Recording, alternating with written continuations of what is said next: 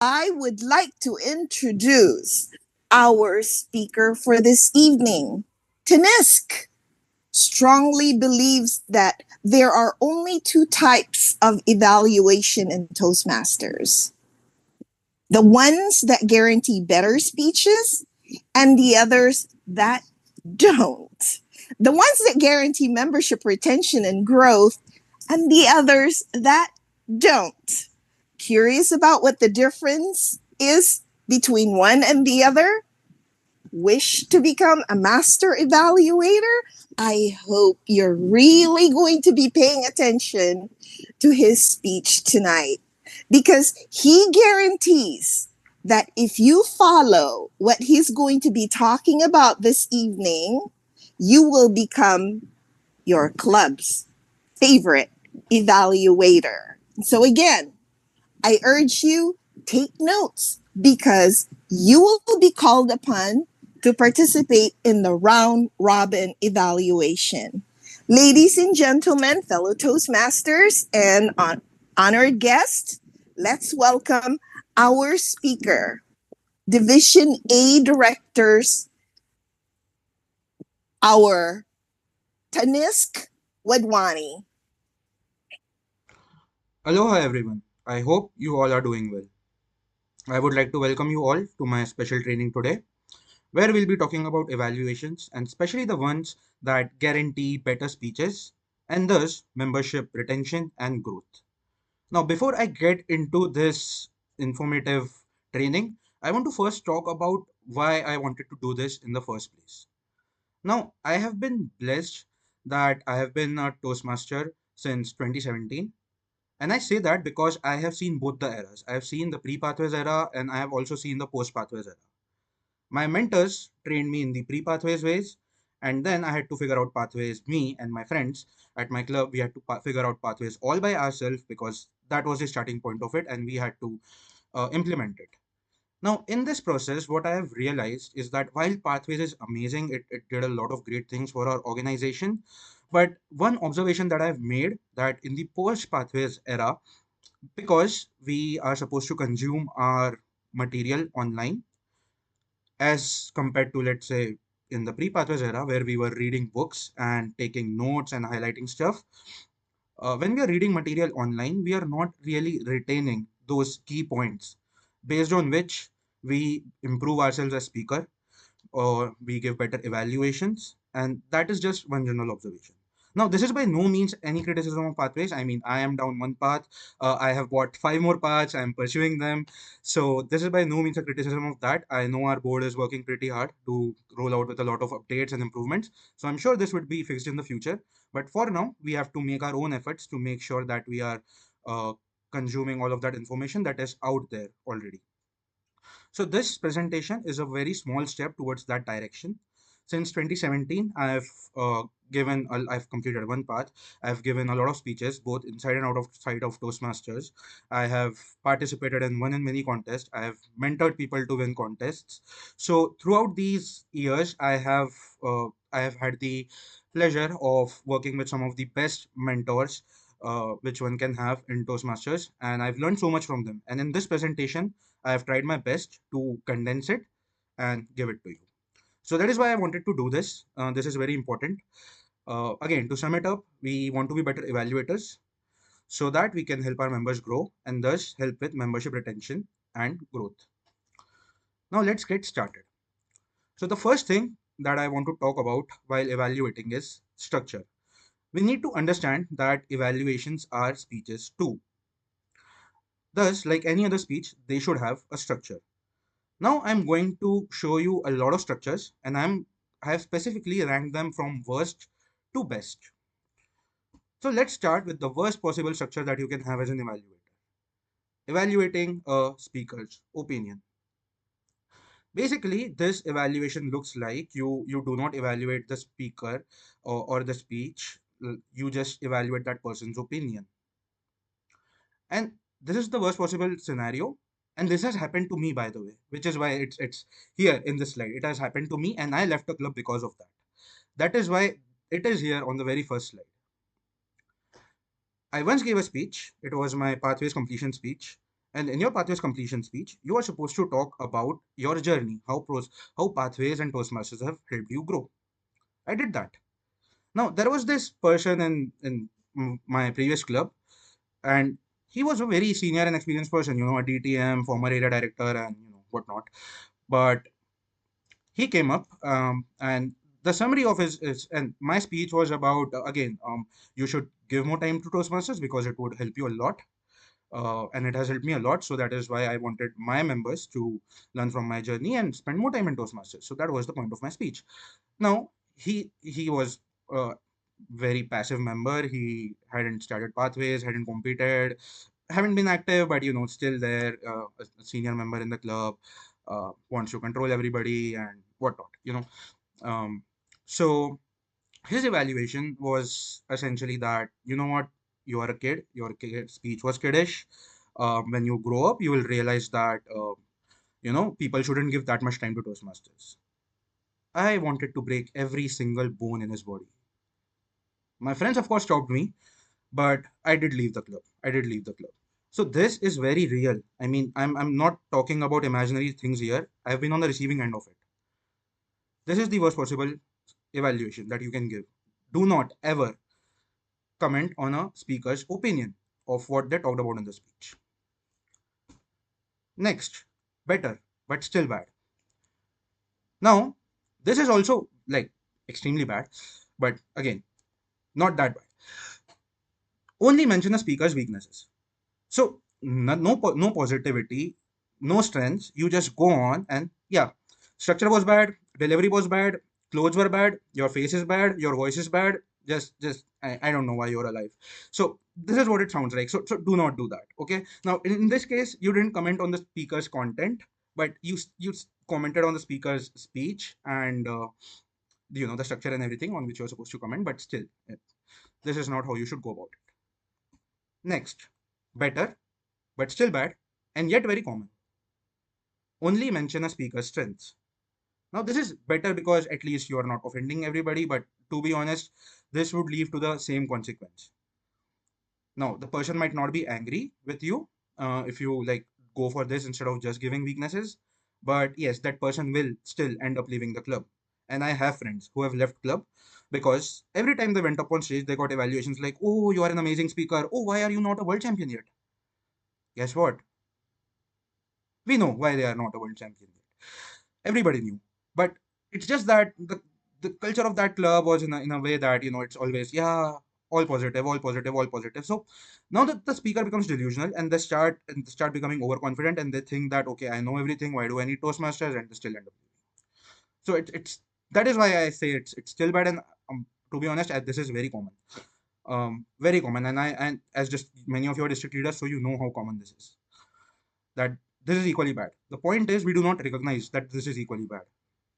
But yes, if your evaluations are not analytical, people are still going to leave. People are not going to join. Next, better, but still bad, but not that common. Laundry list evaluations. Now, here, what you do is basically you randomly just throw off a list at the speaker. Okay, A, structure was good. B, vocal variety was not good.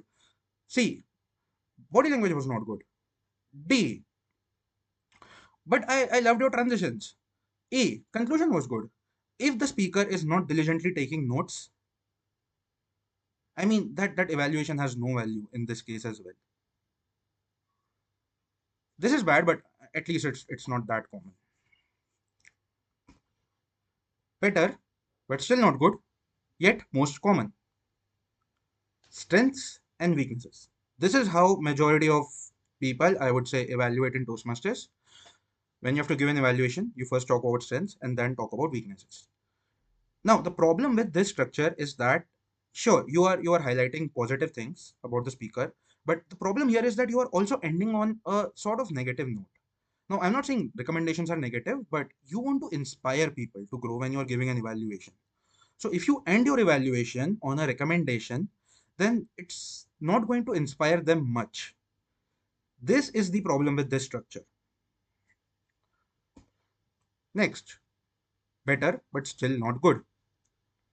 Now, Another problem with that structure was that people only mention weaknesses. For example, your vocal variety was bad.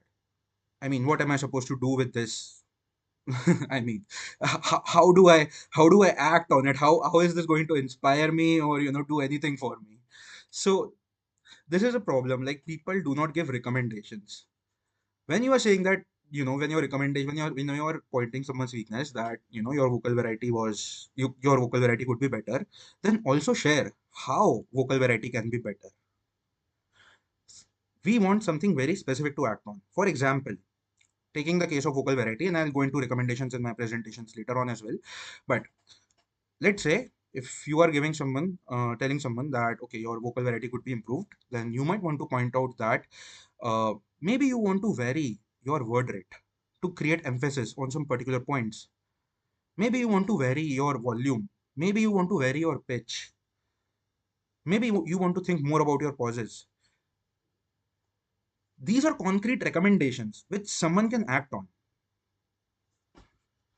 So this is better, but this is still not good.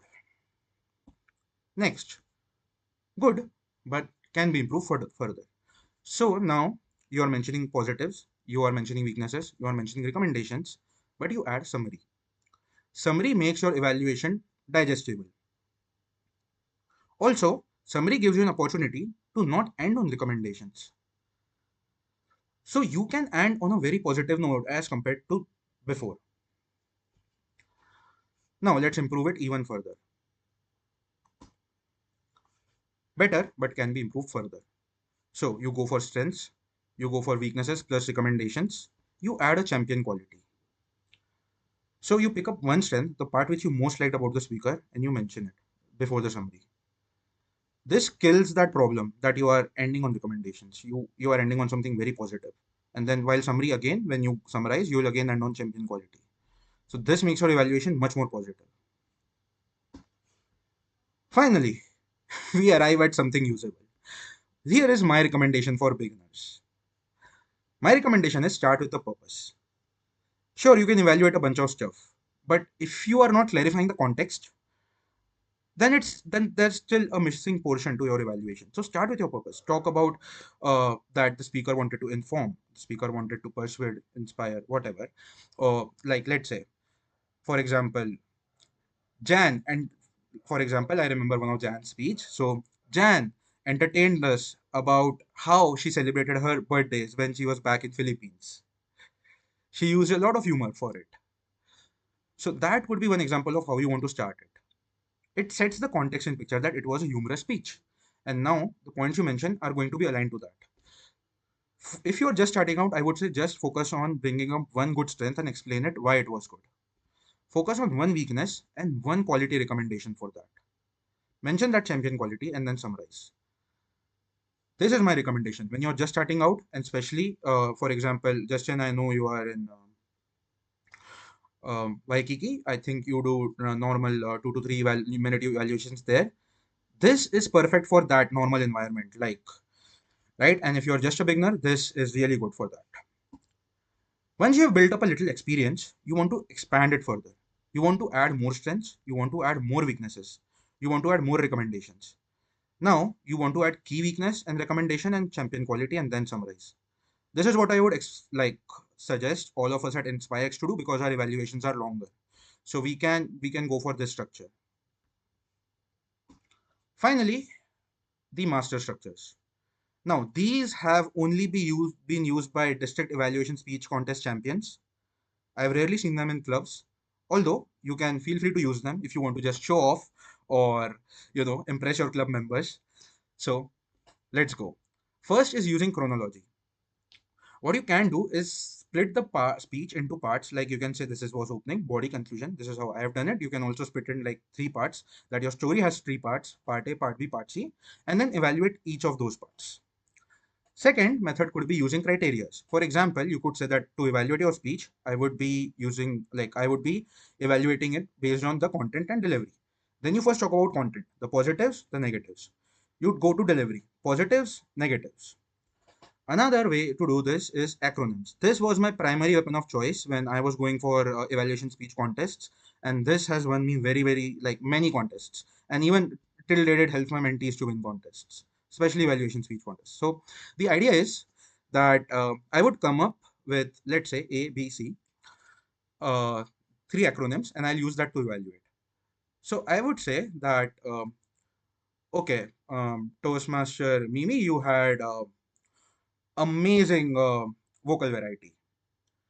I would say B, you had bewitching facial expressions. And C, you could have had a contagious vocal variety if you work on these things. So to sum it up, you had A, amazing blah blah blah, bewitching blah blah blah, and if you work on your vocal variety, I'm sure it will become contagious. And that's how I used to like do this, and it helped me a lot. Another way to go about it is using metaphors. So you can either use an irrelevant metaphor. For example, one of my mentees uses this technique where he would say that to evaluate your speech, I would compare it to a 5 course meal, and would then go about it. That okay, the meal had these 4 portions, but the fifth portion that was missing was the dessert, and that was this. So that is one way to go about it. One way which I have used is you use relevant metaphors. So once one of my members in my clubs gave a speech on cricket. So I used the cricket as a metaphor that these were your fours and sixes, and these was your ones and twos. So if you work on your ones and twos, I'm sure you will have only fours and sixes, and you will make a century. So I used a cricket metaphor because the speech was based on cricket. I've experimented with all of these, and yeah, you should definitely try them out, but only once you have built some experience, because you still don't want to forget the basics, which we already talked about. Being positive, mentioning the purpose, summarizing, and all of those things. Now we'll go to the recommendations of what you need to be looking at when you're evaluating. We'll start with purpose. So there are 4 types of general purpose in a speech: to inform, to persuade, to inspire, and to entertain. So when you're looking at an informative speech, you want to look at the presentation and the research that person has done. When you are looking at a persuasive speech, you want to look at ethos, pathos, logos, credibility, logic, and emotions. When you are inspiring, you want to use a personal story, so you want to evaluate the person's storytelling. When you are entertaining, you want to evaluate the person's humors. Now, all these 4 can be, 4 workshops in themselves, so I'll not dive deeper into this, but feel free to explore further. Next, you want to evaluate content. So first of all, content should be purpose driven. uh, if you feel that there is any content which is not matching with the speaker's purpose, you want to point that out. The speaker should have audience awareness. The speaker should essentially know who their audience is, and their content should be personalized for that. You want to look at time management, and by this I don't just mean whether the red, yellow, and green that we do. What I mean by that is, did the speaker spend too much time explaining something that wasn't required? Did the speaker spend too less time on something that was important? So you want to look at how the speaker used their time to manage their content. Next, you want to look at audience engagement. There are 2 types of it. It could be active engagement, where you ask questions to the audience. It could also be passive, where you ask rhetorical questions. All good. Next, we'll look at structure. So you want to have a very strong opening where you capture the audience within the very first few seconds. You want to have a well-structured body. You want to have a very strong conclusion. You want to focus a lot on your transitions, on how you're moving from one part to another. And one thing that has particularly helped me is called Chekhov's gun. The principle of Chekhov's gun says that if there is a gun on the wall, it has to be fired. So every single thing in your speech has to make sense, has to be tied together. It needs to make logical sense. We'll go to language next. So you want to have vivid and descriptive languages where you use a lot of words to explain the whole imagery and whatnot. You want to use literary devices such as simile, metaphor, hyperbole, uh, phanopia, onomatopoeia, tons of them. You want to use proper grammar. You also don't want to use filler words. Then we'll get to body language. This is a bunch of stuff. You want to start with posture. You should look at a speaker's posture and see if it's normal. If it's not, I mean, then you should make a recommendation on that. Then you have stage movement. What I usually recommend is divide the stage in 3 by 3 grid. This is more important for your in-person speeches. So divide your stage in a 3 by 3 grid, and decide why you want to move left, why you want to move right, why you want to go front, why you want to go back. Usually when I have to emphasize on a point, I go in front. Whenever I have to like showcase dejection or something, I go back. Whenever I have to show transitions, I use left and right. Then you want to use hand gestures, read into pathways. There's a bunch of stuff here which I cannot cover right now, but first of all, use open arm gestures. That's like very common. Even the recent world champion and previous world champions have suffered with this. So use open arm gestures. It's very important. And also, you want to use gestures to predict like shape, numbers, whatnot, and it's all there in your pathways manuals. Then you can look at the person's facial expressions if they are relevant and purposeful. Eye contact, it's very important. In online, you have to just look at the camera, but when you're doing it in person, I recommend the Z pattern approach. Like start with the rightmost person, go to the leftmost person, then go through the diagonal, look at towards the back right, back left, and that's how you cover your eye contact if you are a beginner and struggle with it. You want to look at if the speaker has naturality and smoothness in the delivery. A lot of times it feels too rehearsed, and so if that's the case, my personal recommendation is watch Netflix, especially for speakers who for whom English is a second language. It helps a lot. It makes your body language and vocal variety much more natural. If the speaker is using notes, then it definitely hampers with their body language. So do make sure you comment on that. You also want to look at unconscious movements. So people have habits. I've talked about this a lot of times in my evaluation. So people at times have habits of like unconscious thinking or doing something. They are just not conscious of it. So if you notice something in your speaker, then you might want to tell them that so that they can be conscious and start working on it. Next, we'll go to vocal variety. You want to have vocal clarity. This is especially very important for international speakers because just because you can speak English doesn't mean people all around the world are going to get it. So you want to tune that. Then there is vocal modulation. To modulate your vocal variety, there are three things which you can modulate. You can modulate your volume. So when you want to showcase anger, you can be loud. When you want to showcase dejection, your volume can go low. You can vary your rate. When you have to emphasize on something, you can slow down your word rate. Else, it can be normal. You can also vary your pitch. So when you are happy, it can go higher. When you are like when you want to represent sadness or maturity, it can go lower. Then you want to take care of your pauses. All of them should be purposeful, well timed. You also want to take care of naturality and smoothness, like because because when you're just starting out, you would prepare a lot, and people would know that you have prepared it, so it would look very artificial. You want to fine tune that. Finally, evaluation speech is still a speech, so delivery is important too. While you are delivering your evaluation, don't use notes, especially when you're doing it in person. It makes a hell lot of difference. I can tell you that. When you are using notes and when you are not using notes. I mean, this has helped me again win so many evaluation speech contests. Use body language. So even when you are giving an evaluation, like especially in person, use that stage, use your gestures and all of those things. Another important point is that the reason why we have evaluation in a meeting and not one-on-one is because it's for everyone. So address the audience, not just the speaker. Don't just end up talking to the speaker. Like tell everyone, oh, we can learn this from them. Or tell that, okay, this person can improve that. So it should be third person, not first person. This is a whole huge debate, and I'm sure some of you might have opposing opinions on it, but this is my opinion. Next, I would say take care of transitions. Again, when you're giving an evaluation, you'll start with purpose, then you'll move to strengths, weakness, recommendations, and all of these things. So when you are doing that, you want to make sure that you are taking care of transitions. So let's summarize. First of all, the structure that I do recommend for beginners, especially when you're doing a 2 to 3 minute evaluation, is start with purpose, one strength, one weakness, one recommendation, champion quality, summary.